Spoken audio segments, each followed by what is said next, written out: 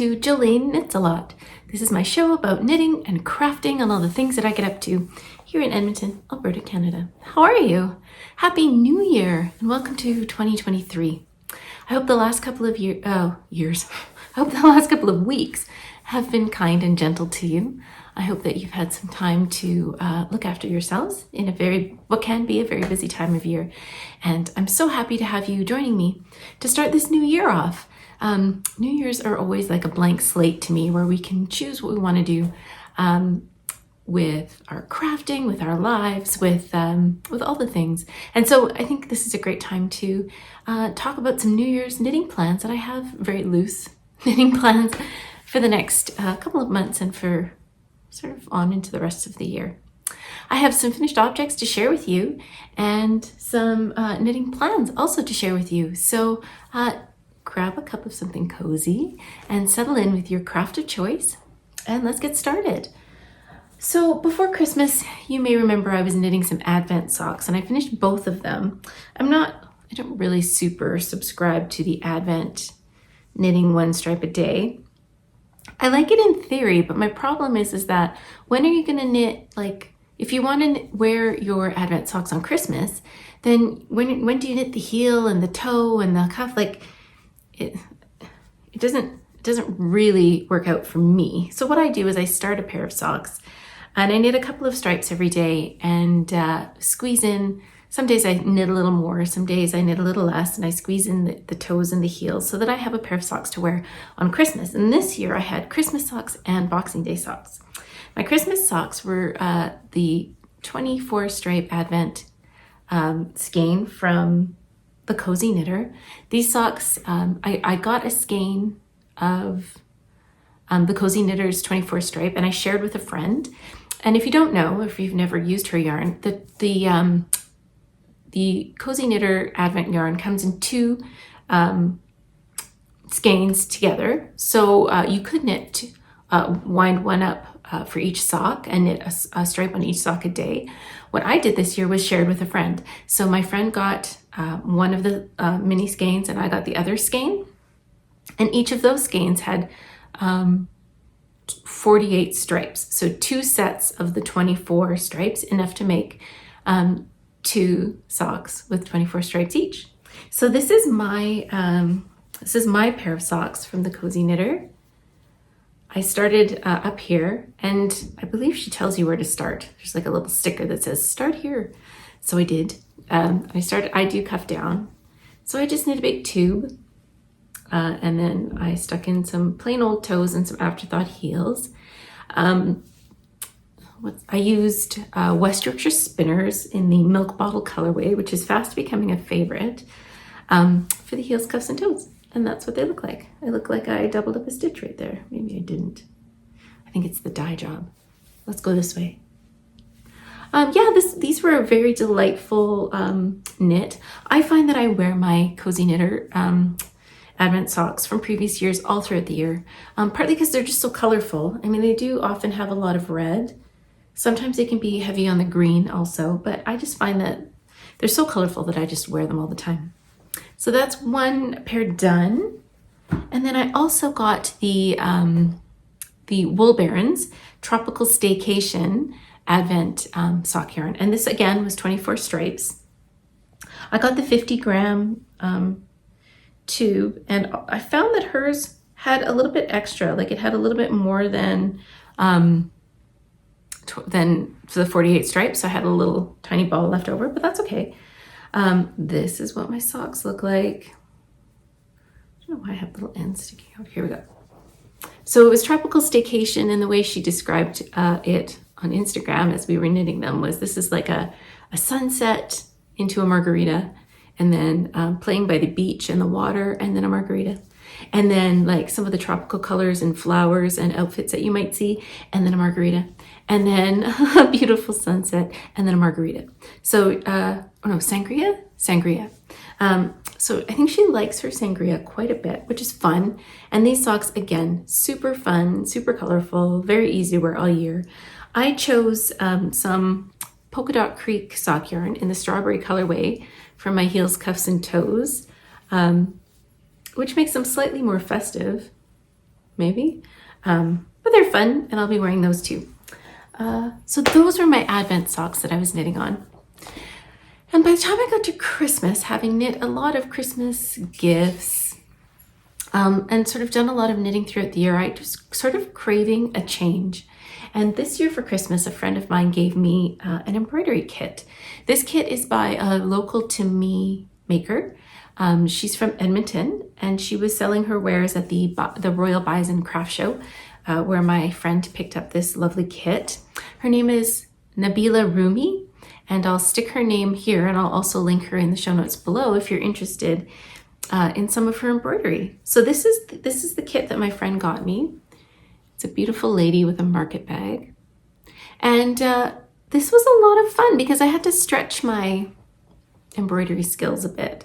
I haven't done a lot of embroidery in the past. I've done some, but not a lot. So I had to learn some new stitches. Right here, this one was new to me. But I like it how it turns out that it looks a bit like knitting. And then some lovely French knots, satin stitch, some back stitch. And that was it. This was a really lovely kit. And it was a joy to work. There weren't too many colors, so it was sort of an easy way for me to ease into embroidery. It's not perfect, but I think it's really nice. The one thing I really liked about this kit was the embroidery hoop that she included. It has a really, really lovely feel to it, and I really enjoyed that. So once I finished that one, I didn't feel like I was done doing embroidery. So I picked up a kit that I had received for Christmas last year, and this is called the Industrious Octopus. This one has a lot of back stitch with some of that like knitting looking stitch that isn't really showing up on camera right now. And then some French knots and some other interesting stitches for these octopus's suckers. And this was a ton of fun too. And I really, really enjoyed it. So then I wasn't done with like cross hand work. So I picked up a cross stitch kit because I was all out of embroidery kits. And I started working on this, and this is where I'm at. This is a kit called Sea to Sky. It's by, I think it's by Diana Waters. Let me find yes, Diana Waters. This is what the picture will look like when I'm all done. And it's coming along nicely as well. Sorry, I didn't mean to show it to you with little loose threads on it. Here, let's try that again. Yeah, and it's not, this one for sure is not perfect. I know this tree and this tree are supposed to be the same, and they're not, but I don't really care because it's just a lot of fun. And what I've discovered in the last couple of weeks is that I really enjoyed the embroidery kits because you don't have to, there's less thinking involved. Sorry, my barky dog wants my attention, but I'm focused on you right now. The embroidery kits, because there's a design stamped on the fabric, you can just go ahead, and you don't really need to think too much. You pick the color that you need and you do the stitch that's required. But other than that, you don't need to, do too much, like have too much thought or focus involved, which is really, really a nice and relaxing sort of project to work on. The cross stitch also is, can be a bit mindless, but you do have to pay attention more because in counted cross stitch, if you're not familiar, you just get a piece of fabric that looks like this. There's nothing on it. And so you have to follow a chart, much like charting knitting.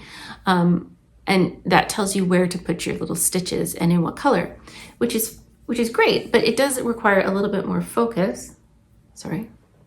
Okay, I think I'm good. A little bit more focus than the embroidery. Having said that though, I'm still enjoying it, still liking it a lot. And I think there might be more of this in my future. I only have one more project. I had bought a few kits or designs sort of over the years and never really gotten around to making them. And all of a sudden now I'm making them all. So I've made my 2 embroidery kits. I'm working on 1 cross stitch kit. And then I have 1 more cross stitch that's a larger project that I have lying around. And so I think that this year what I'm going to do is finish this one. And then maybe I'll pull out the larger one and get started on that and see how I feel. Because it could be that a larger project sort of is enough to like fulfill all my hand crafting, stitching. What do we call this? Stitching? Scratch my stitch itch. And that might be enough. That might be all I want to do for the time being. But for right now, I'm really enjoying this project, all the stitching that I've been doing. And yeah, I sort of had this, it's been Boxing Week this week, and I was looking at embroidery kits online. I'm like, okay, slow down. You don't need to buy all the kits. Maybe just wait until you feel like you would like to make an embroidery or another cross-stitch kit and then purchase it then. This is something I'm trying to get in the habit of doing instead of just buying things and having them here and then working on them when I find time. I think that's maybe a little less inspiring than when I have the urge to make something like a cross stitch or an embroidery project, finding one that really like interests me in that moment and then purchasing that kit then. Is that how you do it? Or do you stockpile? I find that with my yarn, I have a stash that I stock it up, and then when I'm ready to knit a project, I have the yarn, which I like, but I also think that I would like the freedom of being able to just say, okay, right now I feel like making this. I'm going to get the materials and start making that right now. What do you do?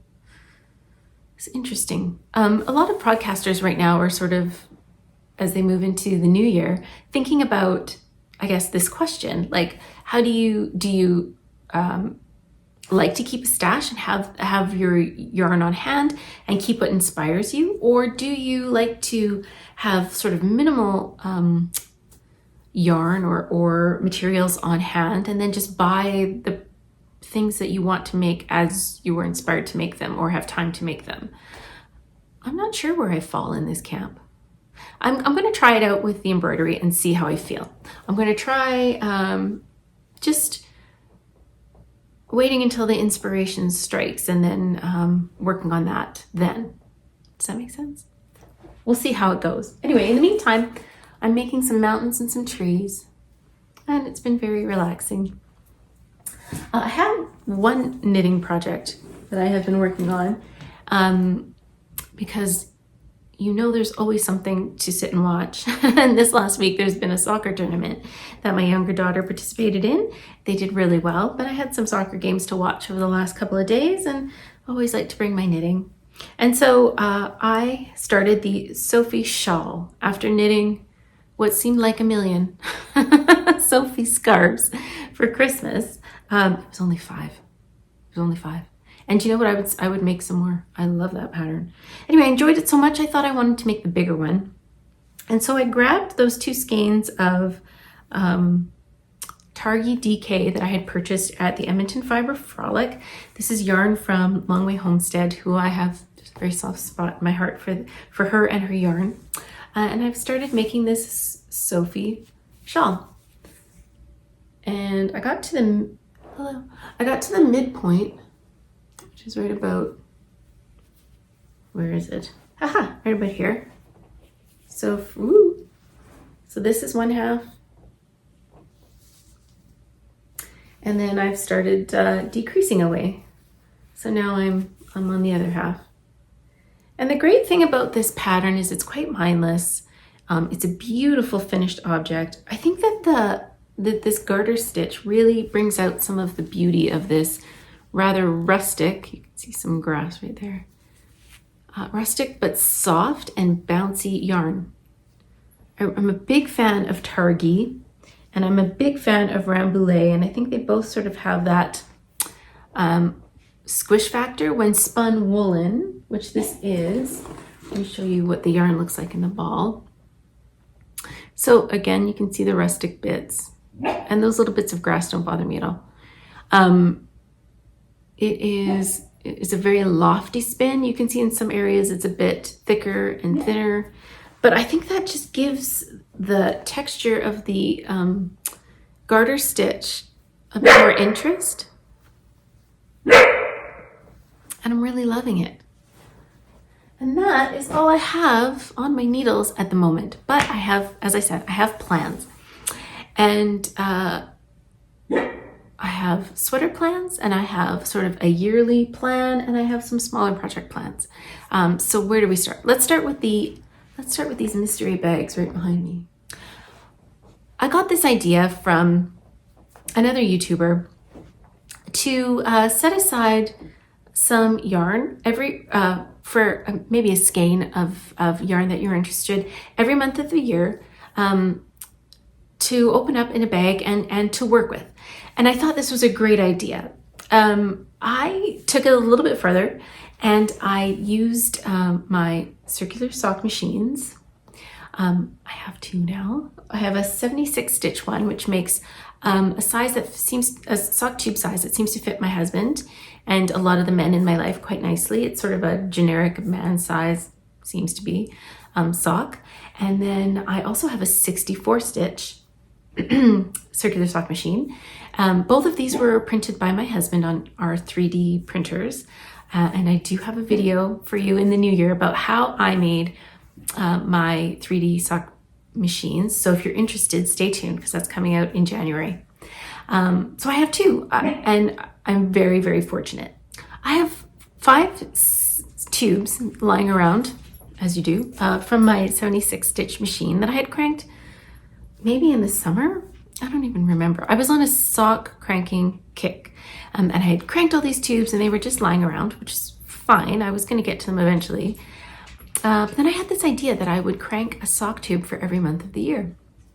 So I used my new 64 stitch machine to crank out a few more tubes, and I ended up with 13 tubes. I know there's only 12 months in the year, but I had kind of forgotten that I had a 64 stitch tube just lying around in a drawer somewhere. So I took all of the tubes, and I had my talented daughter, who has beautiful penmanship, write on a bunch of paper bags, and I put 1 tube in each of the bags for each month of the year, and 1 month has 2 tubes. I think it's May. I'll probably forget by the time I get there. And so every month of the year I can grab a bag off my shelf for that month and whip up a pair of socks from a sock tube. I'm actually pretty excited about this little project. I'm using up a bunch of yarn from my stash, which I'm also excited about. And every month I'll have a tube that I will have forgotten that I cranked, that I can work up into a pair of socks that'll go reasonably quickly, because it doesn't take me too long to turn a tube into a pair of socks, much less time than it takes to turn a skein into a pair of socks. And that's my projects for this year. Instead of doing a dishcloth a month, which was fun, but I'm ready for a change, I'm going to be making some socks. Now, I know that not everybody has access to a circular sock machine, and I do feel very fortunate that my husband was able to help me create a couple of these beasts. But I think that this idea would work equally well if you have some special skeins in your stash that you want to use, but just haven't gotten around to. You could put a beautiful skein of yarn in each of these project bags, and then every month you have a skein of yarn that you can play with, and maybe it's sock yarn and you knit a pair of socks, or maybe it's some DK and you make a hat, or maybe it's, I don't know, worsted and you make a cowl. There's so many options, and you could also include some pattern ideas in there too, if you wanted. And if you don't have a lot of stash, or you're not interested in using some single skeins of your stash, you could write down pattern names on little pieces of paper and put them in a jar, and every month you pull out a new pattern that you've been meaning to get to but just haven't. And then you have some inspiration for that month on how you want to work that, whether you use some yarn from your stash or you go and you purchase new yarn for that project. But I just think it's fun to have an inspiration or something new, or something that you don't have to think about in terms of a knitting project, a surprise even.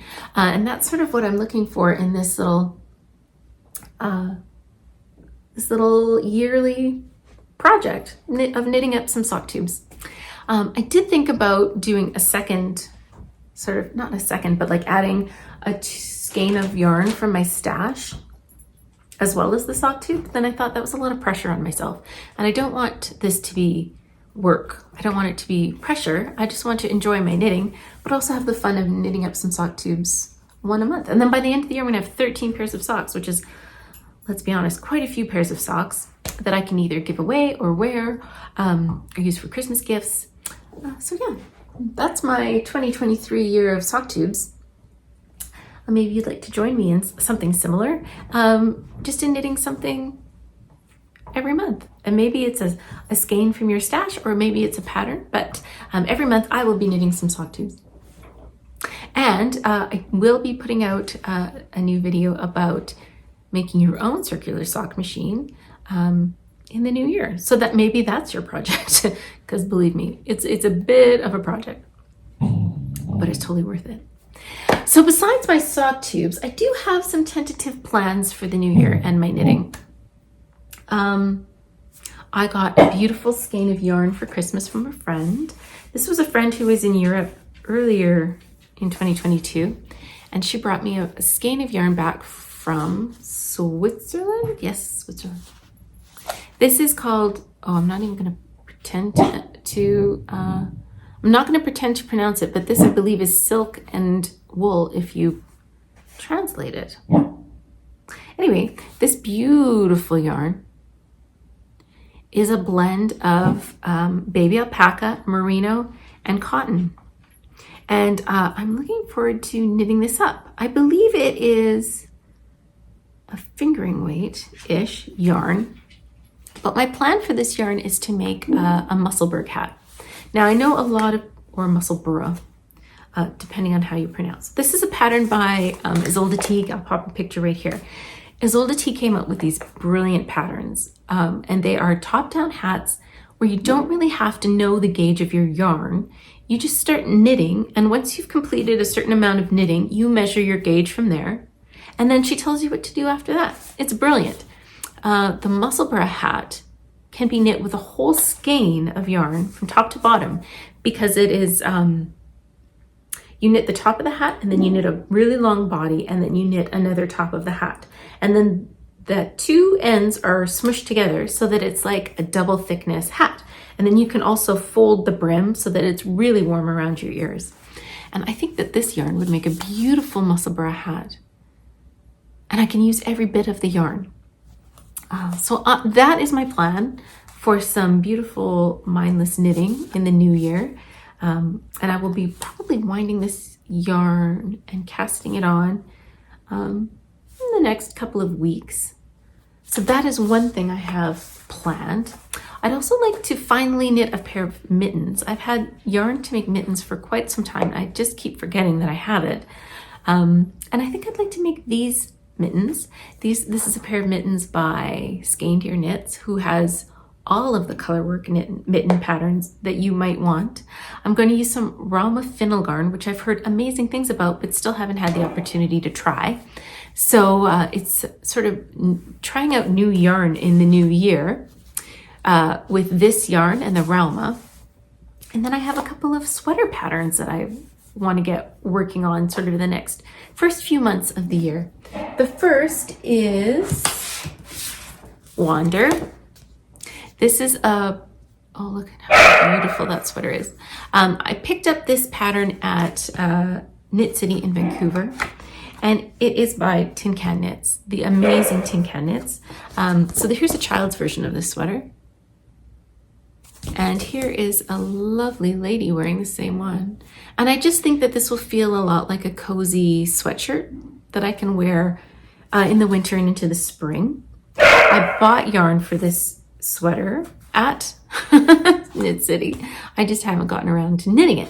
And this is Lascaux Fine, which is Manx, Lockton, and Punta Arenas wool. So it is it's sort of a rustic feeling wool, but it has a really sort of pretty shine to it.